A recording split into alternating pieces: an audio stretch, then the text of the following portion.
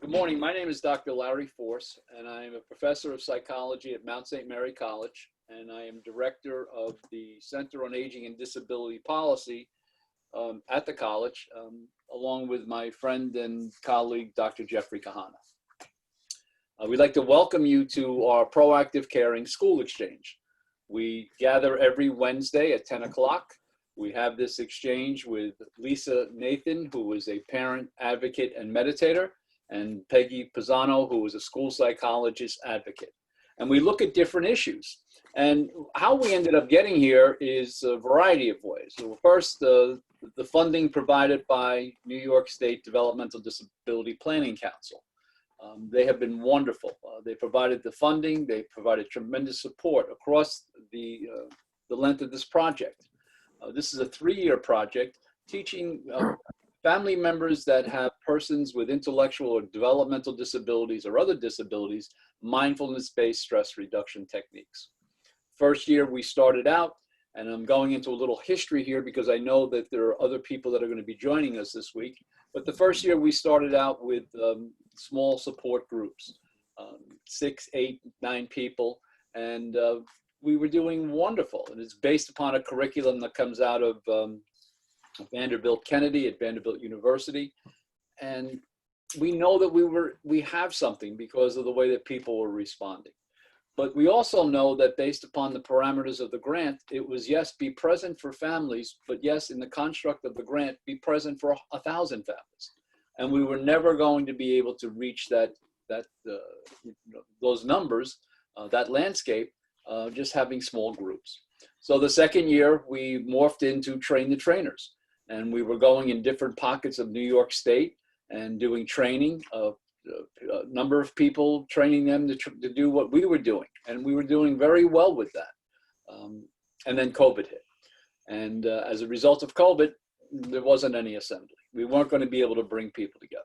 And what started out as a very informal discussion between Peggy and Lisa, because they had come onto the grant about 8 months prior to COVID, with the intent of working with school districts, of being able to integrate mindfulness-based stress reduction into special ed meetings, into in-service trainings. Based upon an informal discussion, we said, let's use this platform, very powerful platform. We would have this discussion, this exchange as it's called, and then the strength of it would be out through our mailing list. We would distribute it with the intent that other people would distribute it as well. So what started off as an informal discussion turned into something that we could have only hoped for. Being recognized and acknowledged locally, being recognized and acknowledged statewide, and being recognized and acknowledged on the federal level that there's a real value add to what Lisa and Peggy bring to the table. It's been incredible, and I don't mean in any way to make you blush here, but the fact is that the two of you have done an incredible job of highlighting in a unified voice as a practitioner and as a parent with the lived experience, strategies that work. So we are here today with the focus on what now? Mindfully accessing services in the COVID world. As I indicated, we started in March. We were going to go just April because schools were going to open. And then when schools didn't open, we decided to go to the end of June. And then here we are. Informally, we've had discussions. We feel as though that in many ways, this is a more stressful time because of the fact that the parameters keep changing. The thing that keeps on hitting me is even in New York City, the gyms are open, but the schools are closed. It's a mixed message. And the fact is, how do you go about doing this? We know families collectively that have children of different age ranges. 2 of the kids are going to school, 1 child's not. Or maybe they're going on different days. And, we've also had conversations along the way of families that have children with special needs. And they say it's wonderful that the school district has arrived, Zoom, in a Zoom profile, but my child with special needs is never going to be able to engage through a computer. So it's really a changing world, and it's changing, rapidly. People ask, what's the plan? And my response typically in many situations is, what time is it? Because the plan keeps changing with school districts, rearranging their launching. So today, the focus is mindfully accessing services in the COVID world. And Peggy and Lisa are going to have this dialogue and talk about strategies. So with that, I'd like to turn it over to Peggy. Hi. I think for all of us, we understand the importance of education, the importance of schools for our children. And I think it has grown even more significantly for parents over the course of this last few months with respect to students being home and students receiving services in their home as opposed to going to a sort of brick and mortar school place.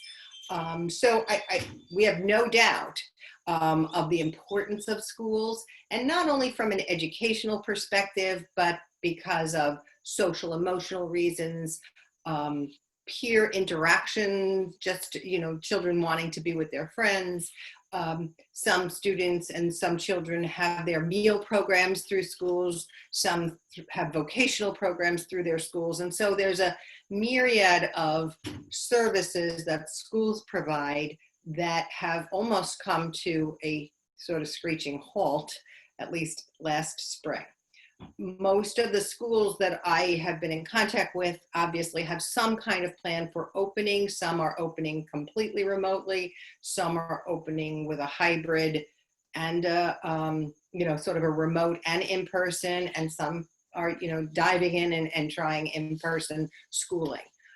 And so I think as parents, the decisions become, what will I do with my particular child? And that's a very difficult decision to make, because you're choosing perhaps between education and health, or safety and education. And so it's been a very challenging time for parents.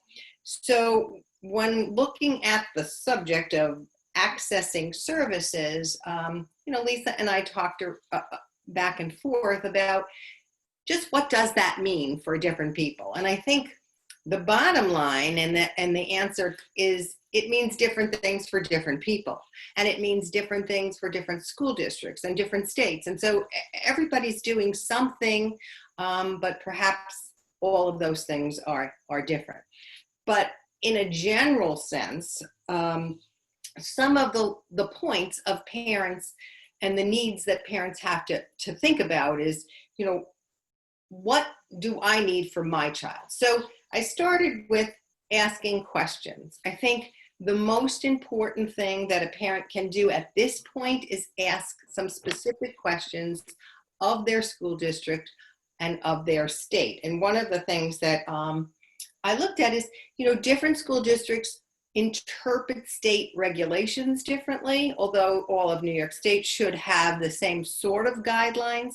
So what does that mean for school district A versus school district B? And so as best possible, parents need to ask those questions of their schools and be informed about their state and local strategies and educational requirements. So, Lisa, as a parent, what does that mean?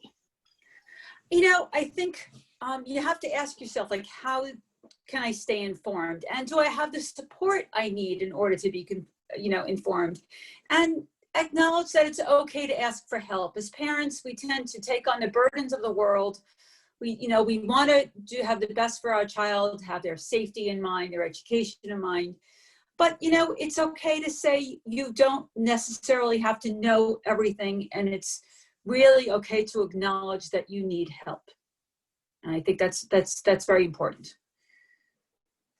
So the next thing I sort of explored was advocating for services for your child, be that special education, be that remedial education, 504 accommodation plans, RTI, response to intervention.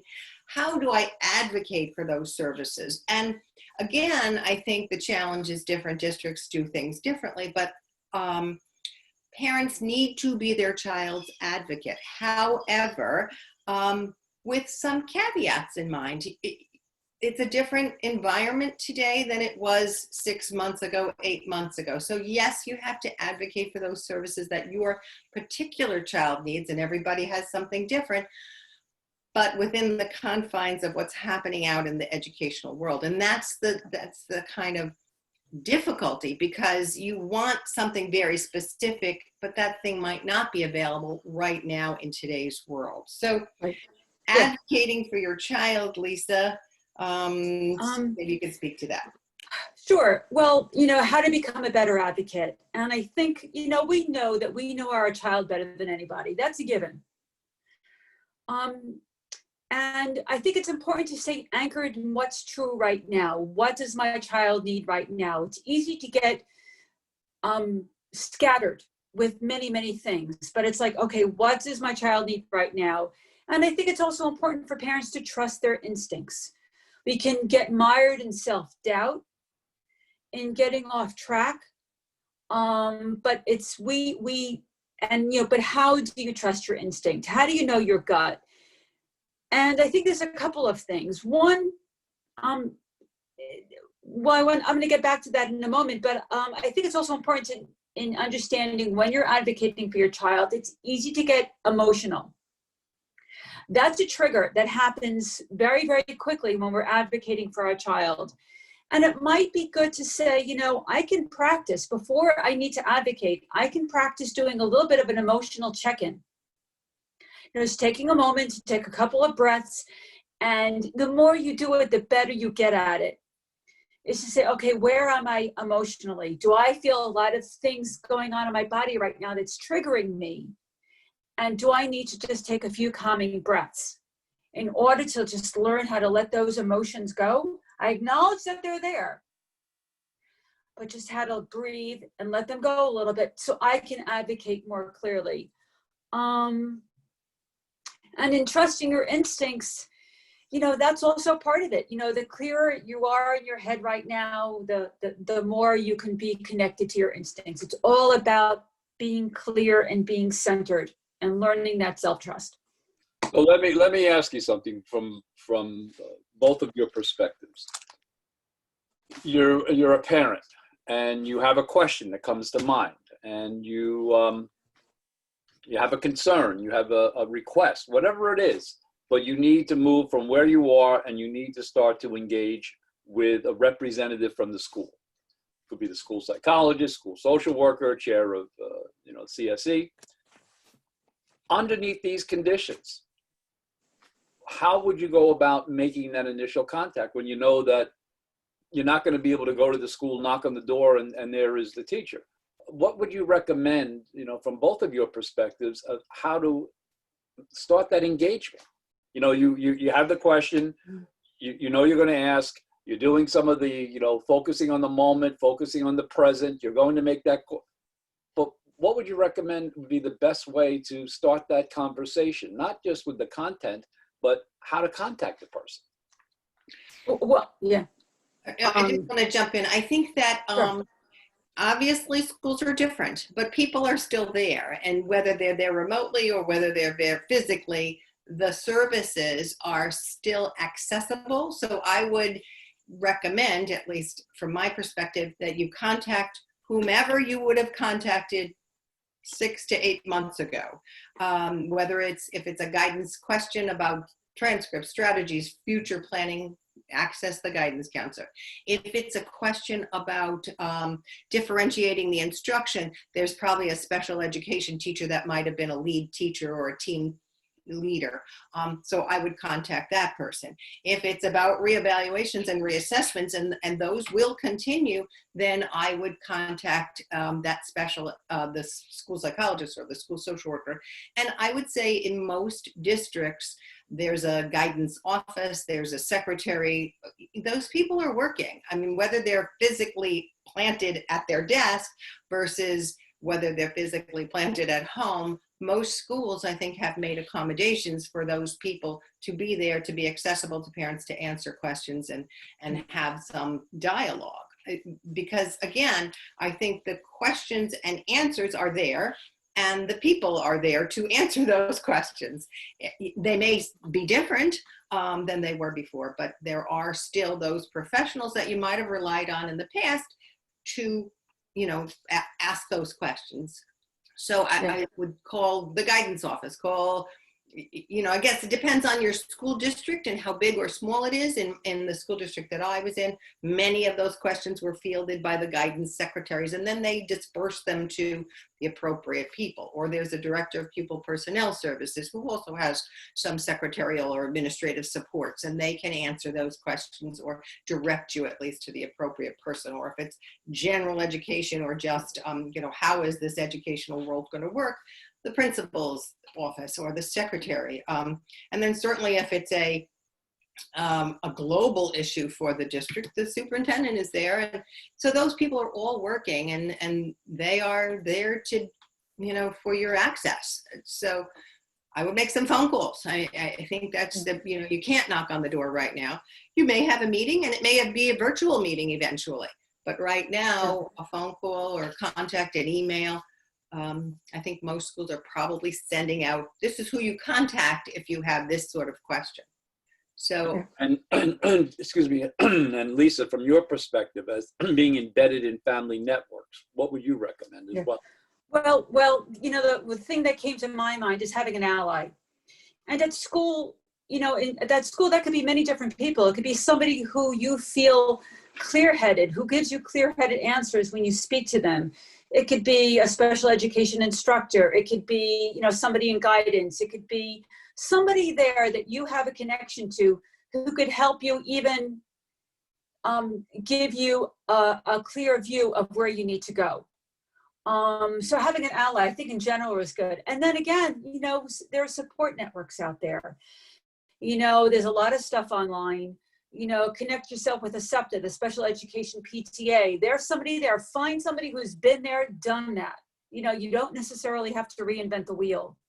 You know, there's people who've experienced this before. You know, not necessarily COVID, of course, you know, in the COVID world, but accessing services of doing this, and get yourself informed with, you know, an ally, somebody who you feel you can rely on for support, who gets you, who, when you speak to them, you have a clear communication, who doesn't make you more scattered than before, who makes you feel more cohesive. and I think that's an important message, Lisa, because an ally could be anybody. I mean, it could be the school nurse, it could be the person who works in the cafeteria. Absolutely. We've had teacher aides that have been probably the most supportive people.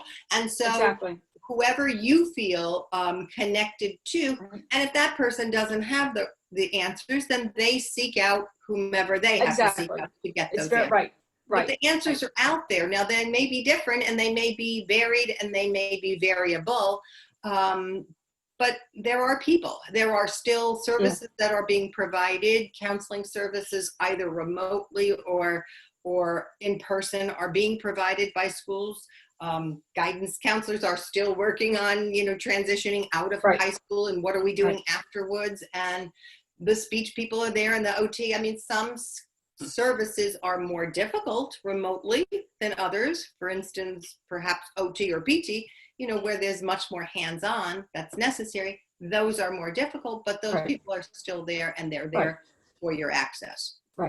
And it could even be a previous teacher or provider, somebody from a previous year who you really connected to. Sorry, Larry. No, please. I mean, and that's a good point. I mean, on earlier school exchange video cast, who did you have? You had people that you would work with when your child was much younger, but yet they're still in your life, you know, for consultation, reference, you know, recommendation.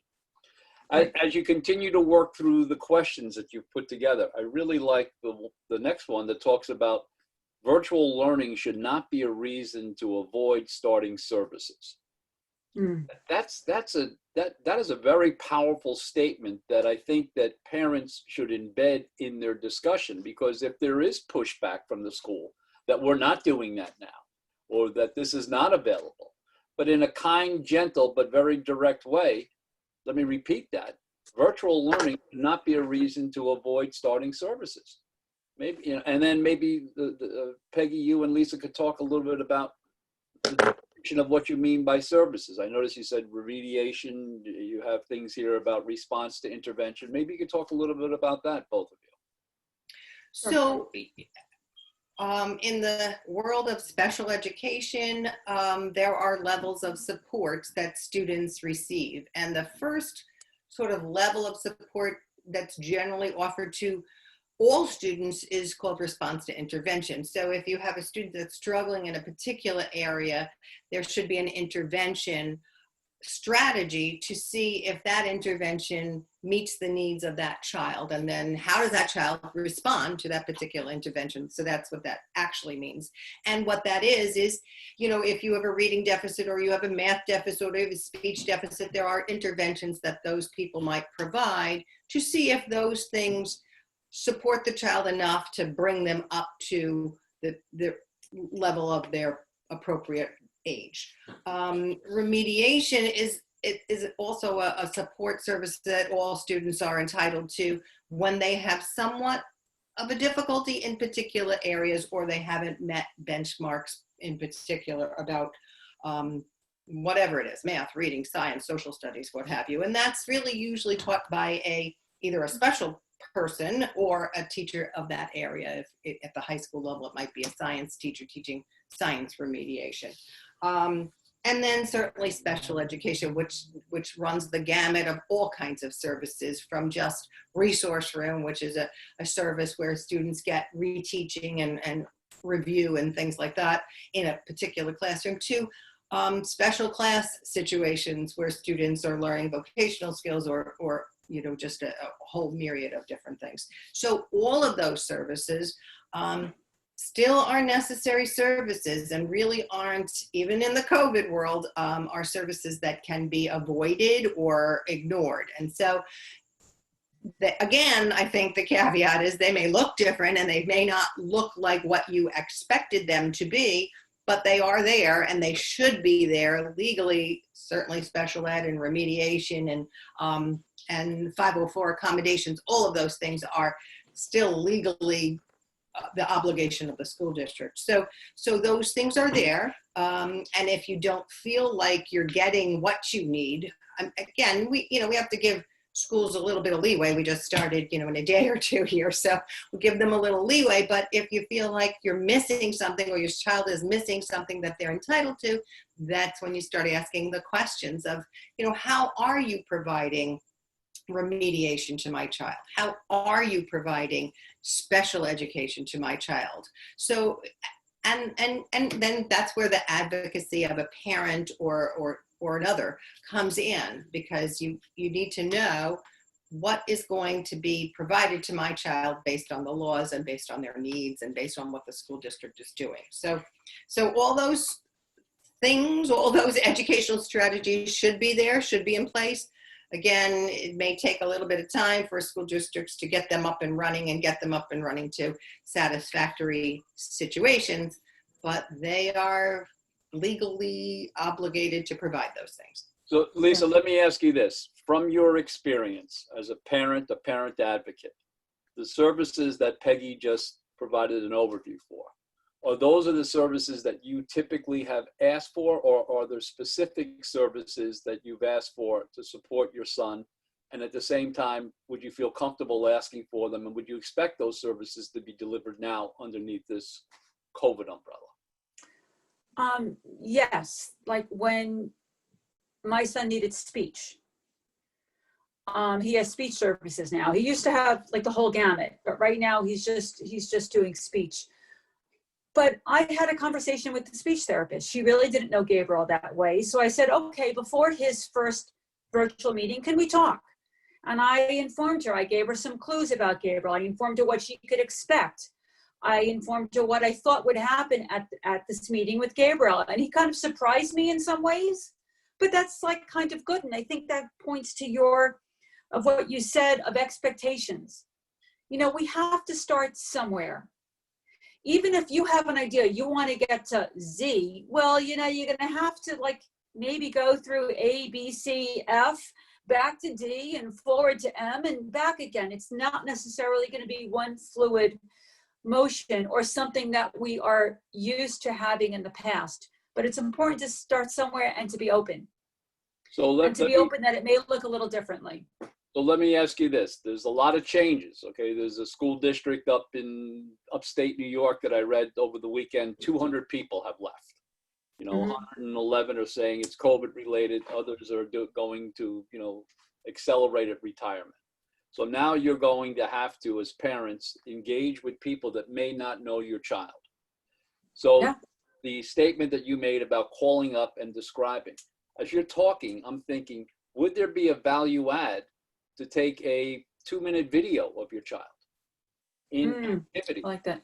that you could then send to the person? So this way, it's not just words on a paper, but this is your child in action. Right. I think that visual stuff, especially in the world we're living in now, everything, through technology, I'm not talking about a half-hour home video, but maybe a 2 to 3 minute video capturing your child in action and some of the things that you would like to do in order to support those actions. Right. Well, I actually wrote that down, and one of the later points that Peggy was making, I wrote down taking some audio or video clips just to provide more concrete examples. So because it could be harder in this virtual world to get, when you're not sitting right next to somebody, to kind of understand everything. So I think that's I think that's a great idea. I think that would be welcome too. I think school districts welcome ideas that help. And if it's something that's concrete, if it's something that can really work, why not, Now, the next question that the two of you have developed is ask your school how they plan to differentiate the instruction of students with disabilities. Is that a direct question, or is the assumption is that that's already happening because of the doors that you're knocking on already? Well, I mean, differentiated instruction is part of the special education world. I mean, that is really what special education does. It differentiates the instruction for students who can't access the instruction in a traditional way. So with COVID, it might be that my child can't sit on a computer and access their educational program. So then what do I do? So that has to be part of the conversation. I mean, how do I access what's different for my child with a disability than the traditional educational program? What I wanted to kind of just recap what you were just saying about advocacy. And, advocacy goes two ways. You can advocate for your child's needs in the school and, sort of hammer them, but you also have to provide for them. And I think that video clip is a great idea. Provide for them some information. It's not just about what you want. It's about this is where we are at, and this is what I might need. So it's a two-way street. It's not just hammering, I need. It's, what can I provide to you to be helpful so that you understand my child better? And I think that's important, especially for those children who are going to have new teachers or in transition years. A video clip probably is a lovely idea, and not a long one, but just, this is who my child is. This is how they speak. This is how they function. These are the things that are important to them. And these are the things that they're capable of or have, difficulty with. So that you do get a little sense of who that person is visually, auditorily, and emotionally. So I do like that idea. I think it's great, actually. But in terms of, differentiating the instruction, that's the crux of special education. So, that's where the special educator comes in and works with the traditional classroom teacher to kind of how are we going to change it for that particular child. And that's something that has to happen too. Again, it's going to look different, and we have to, I think, have the ability to hope and wait and see how that works for each child. Right.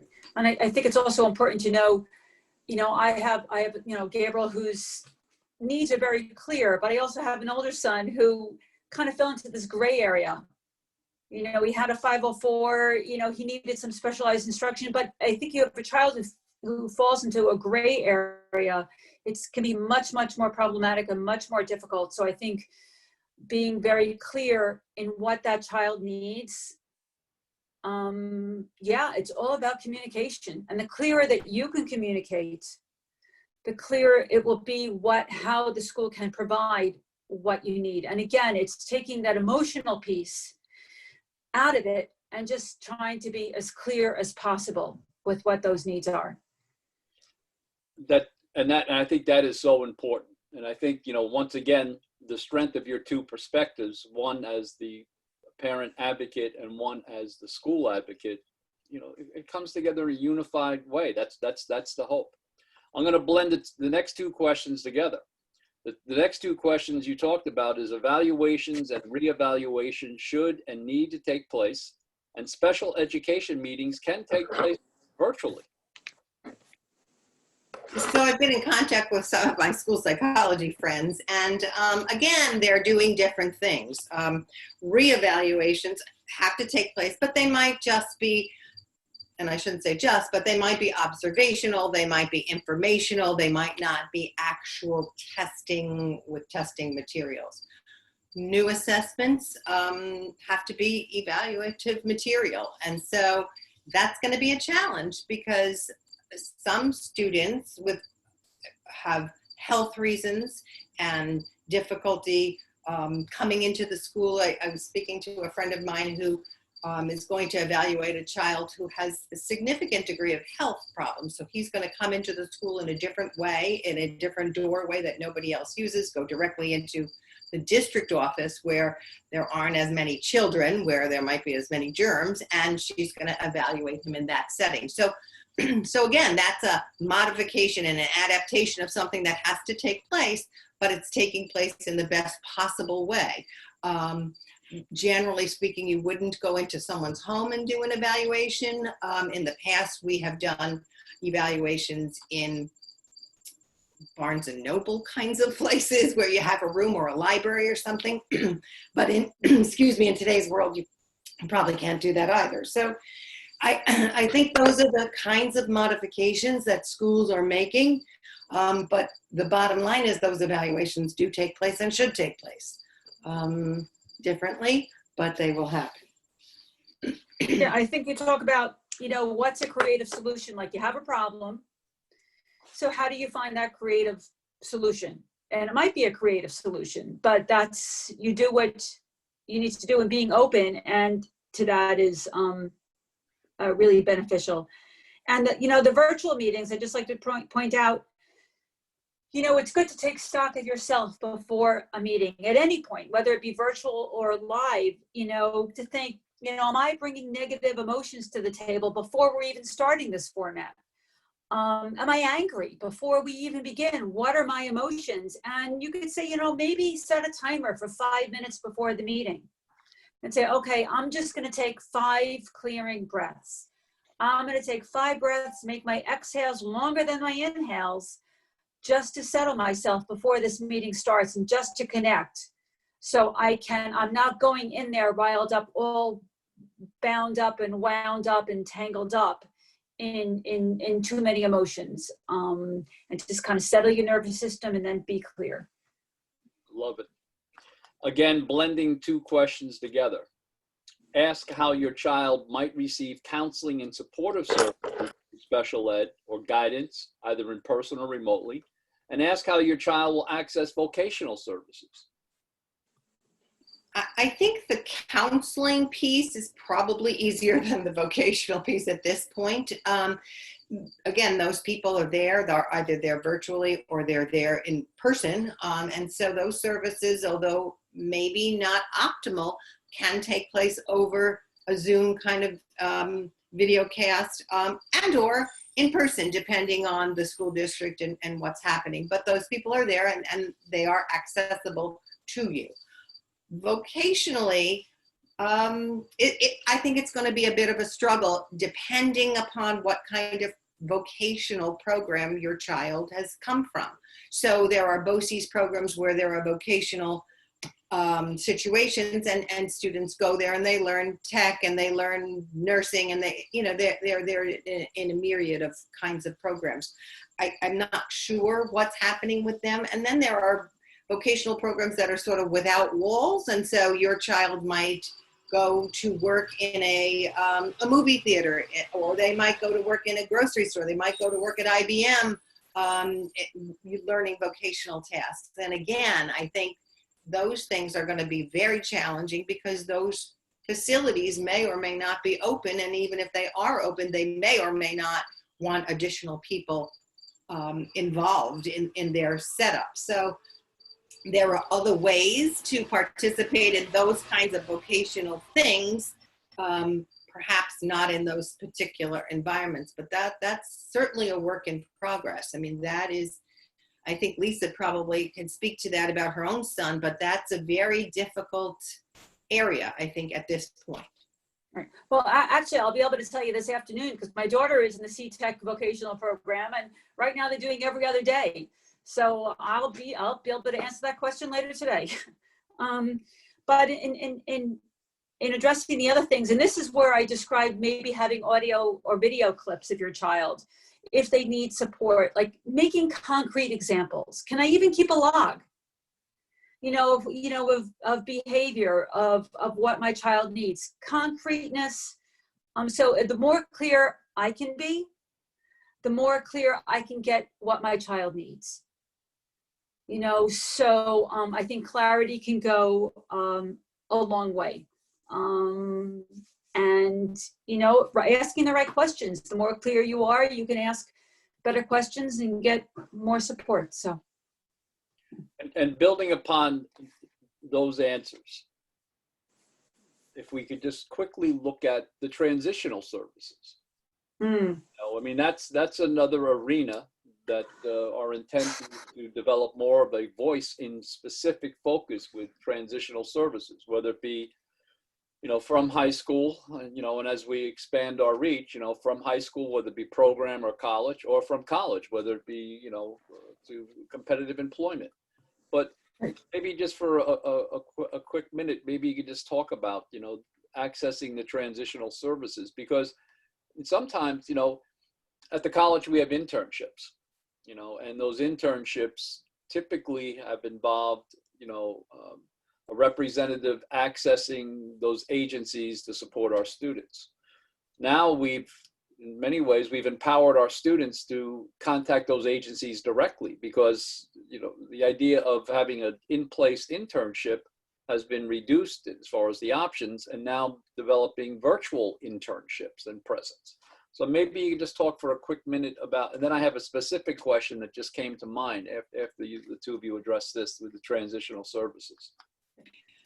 So in a transitional year for a student leaving high school to go to work or competitive employment or college or wherever they're going, a student with a disability could utilize the services of Access VR, which is also a program that's still out there. Again, we're not quite sure what they can provide at the next step, but they certainly are there to walk parents through the possibilities of things.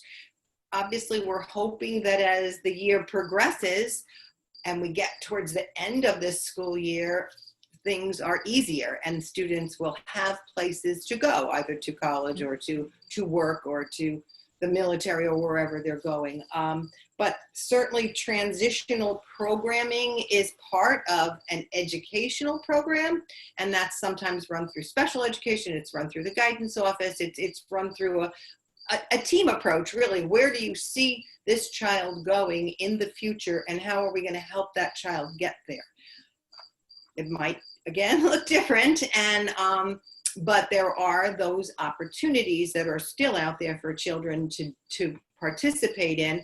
They can be virtual, and you can do job interviewing, and you can do, how do we get to work on time? What do we do? What do we wear? Those kinds of things, those are all part of the working world that can still take place even in today's world. And I would say that the larger districts have people that work on vocational skills, maybe some of the smaller districts that is part of the special education world and the part of the guidance world. But there are many soft skills, if you will, that have to do with getting to the next step. And so those skills and services should continue to be provided. Yeah, I think that's all really important. I mean, my son has one more year left, and then he'll be, transitioning to the world outside when the school bus stops coming. But I think it's what you said is important. We don't know what necessarily will be available right now, but I think as the weeks and months progress, we'll have a clear idea.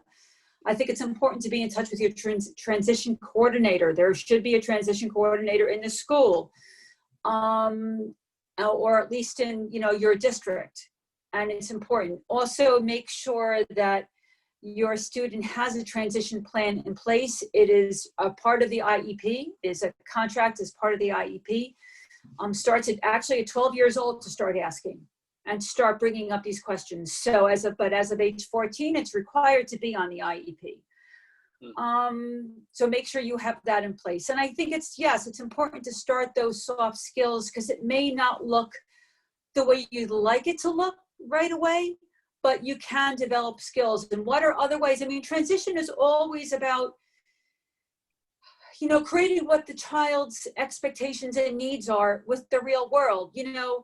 I remember a story somebody told me once. This kid wanted to work, they wanted to work in some office somewhere, and it was all about, it all came down to the kid wanted a briefcase. Somebody had a certain idea and expectations of what the child wanted, but really they wanted to dress up and carry a briefcase. So, what are expectations? What's reality? What does the child really, really want? And then develop those soft skills, like you say, and a program that would be appropriate. And it may look a little different this year or going into next year, but it will evolve. And it's okay if it evolves. It's okay. That's what we have. If that's what we have right now, then that's what we do. So as the two of you were having this exchange today, one of the themes that came across, multiple themes came across, you did a great job in addressing this and providing concrete, advice for parents from both perspectives. But one of the things you said is that each district is different. That's a given. At the beginning, you talked about that each district will interpret New York state law differently. That's a given. Each family is different. So both of you have been on different sides of the desk. Now you're sitting on the same side in a unified voice.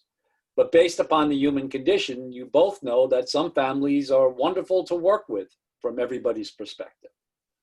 From other perspectives, some families are difficult to work with because, the expectation may not be what the school district can really, abide by.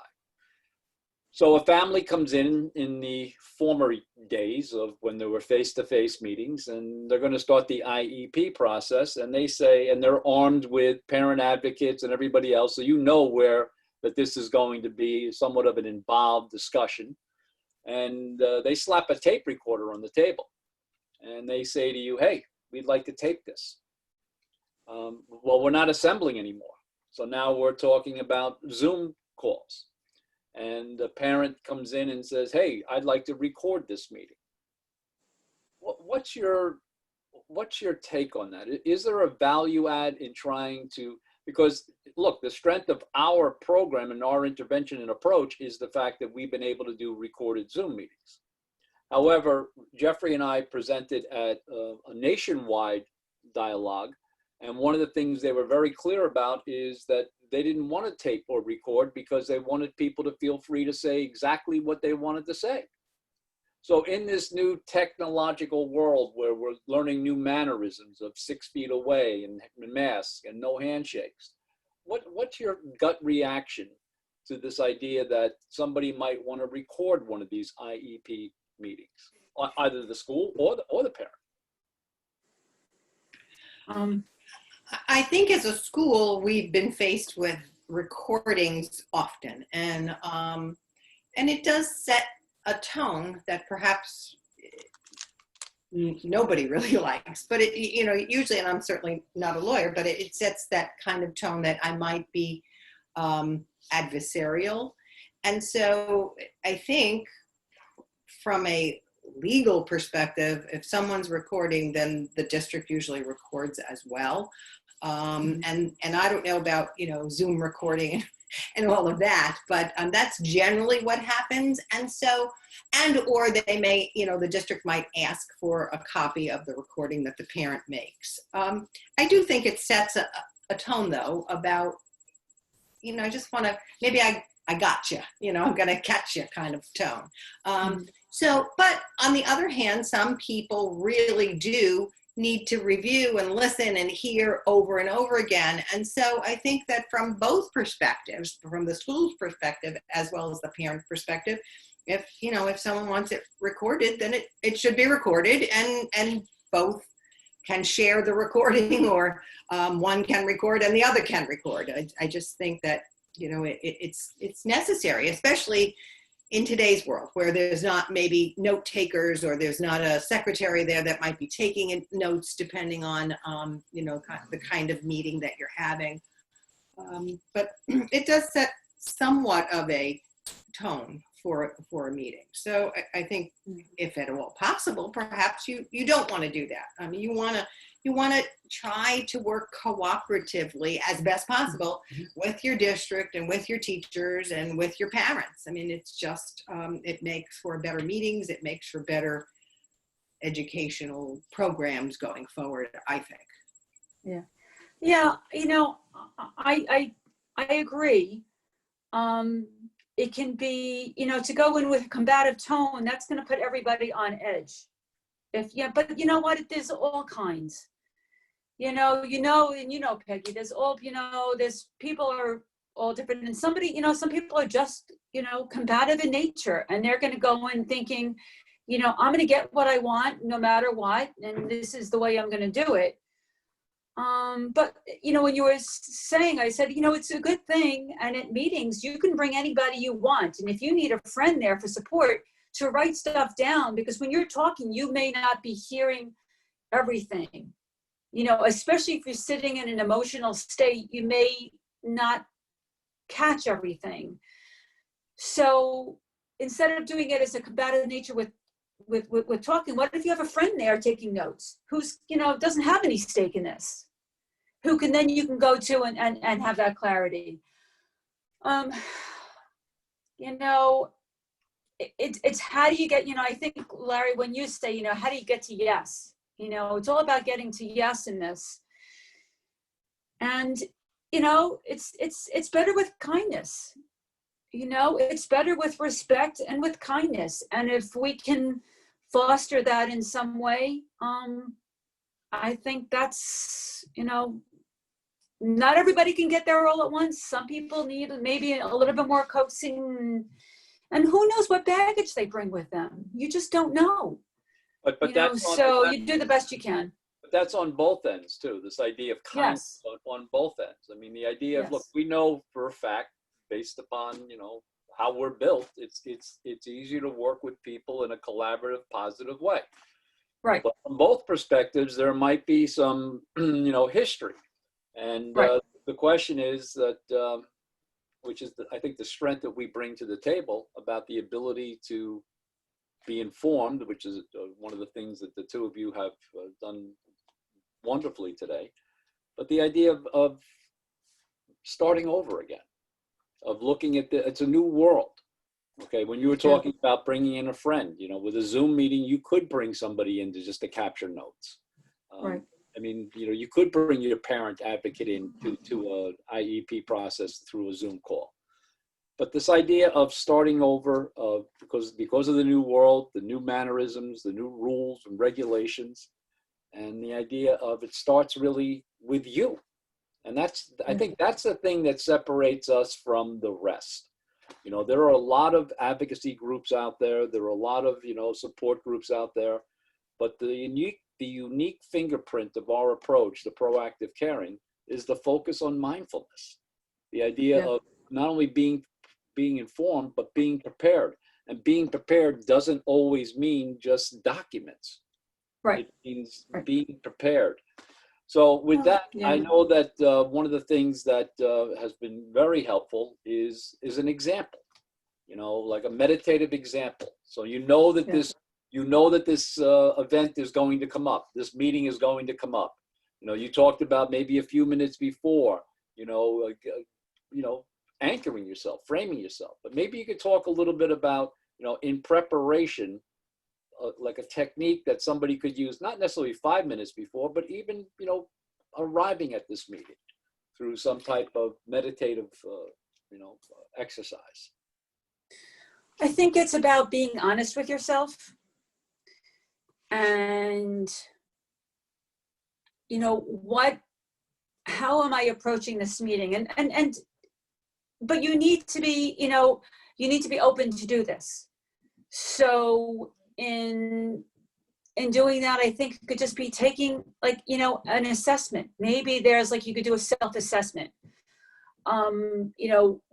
Where are my emotions right now? How am I feeling? Am I feeling anger? Am I feeling bitter? Am I expecting somebody else who I know at the school district to behave? Am I expecting them to behave in such a way that I'm creating combat in my mind before we even start this meeting? So I think doing a little checklist might be something very helpful.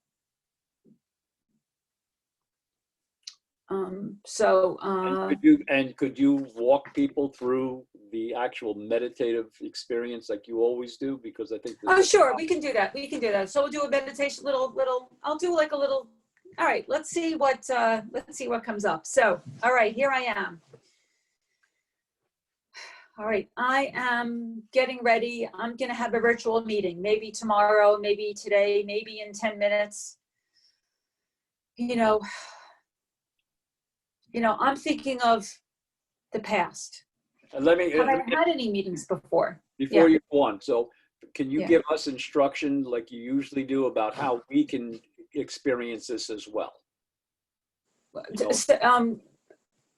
All right. Are you asking me to just do a meditation now or to do I'm asking you to walk us through a meditation about what we would be doing. Like you always talk about getting 10% more relaxed and things like that. You ask us to close our eyes. You walk us through. So if you could give us that experience now. Okay. So, all right. So we're going to, all right. So I'm here. So I have to center myself because I'm here at the Zoom call and my energy is going out there. So right now I'm coming back. I'm coming back to myself. I'm asking myself, okay, I'm going to close my eyes because I'm going to breathe. I'm going to pay attention to how I'm breathing. I'm going to make sure I'm taking belly breaths, that my abdomen is extending in my inhale. And I exhale through my mouth, like blowing out a candle. And make my exhale a little bit longer because that settles me. And I know that will relax my nervous system. I'm going to look for the tension spots. My eyes, I'm going to relax my eyes. Relax my jaw. We very often hold tension in our mandible, that joint. In my shoulders. And I feel myself, can I lift myself up to the crown of my head and relax my shoulders? I'm going to come down to where I'm sitting and feel the contact point where I'm sitting. I'm going to plant my feet on the floor. So now I'm connecting to my body.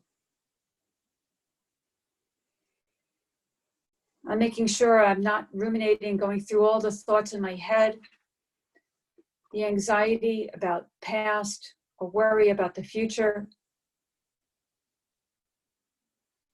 I'm settling in the here and now, the right now, because I need to be present in order to get the best out of this meeting for my child. And I need to be able to listen effectively and communicate effectively. And the best way to do that is being present. So I'm connecting to my body and relaxing. If my body is relaxed, my mind will be relaxed. I'm taking those deep breaths.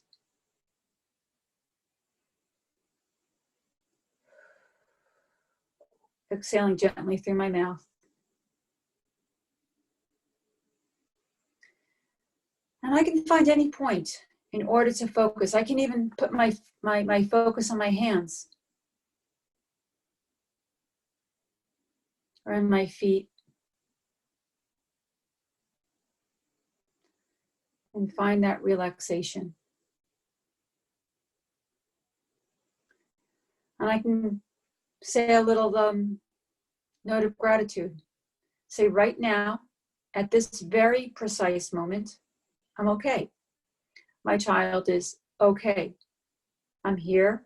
I'm safe. My child is safe. And I want the best outcome at this meeting.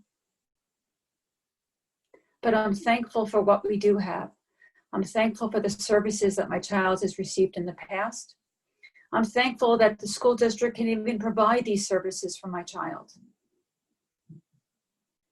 And I know that I may have very high expectations, but go in thinking that the district is going to provide the best they can.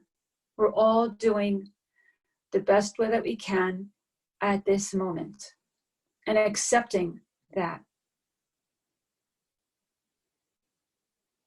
Remember, it's this moment.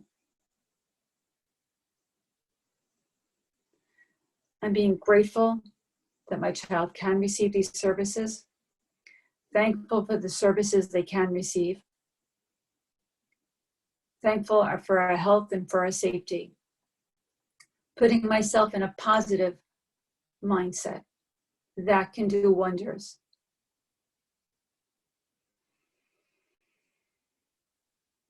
Just take a last breath, putting myself at ease,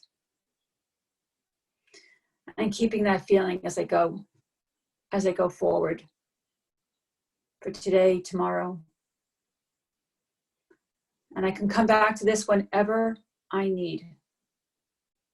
Whenever I need this, I can come back to it and find that relaxation and that centering. Okay, thank you. No, thank you. Thank you, thank you. So, wonderful job, great job addressing the topic of mindfully accessing services in the COVID world. Bravo. And we will see everyone this time next week. All right. Thank you so much, everyone. Will do. Thank you. Bye. All right, bye now.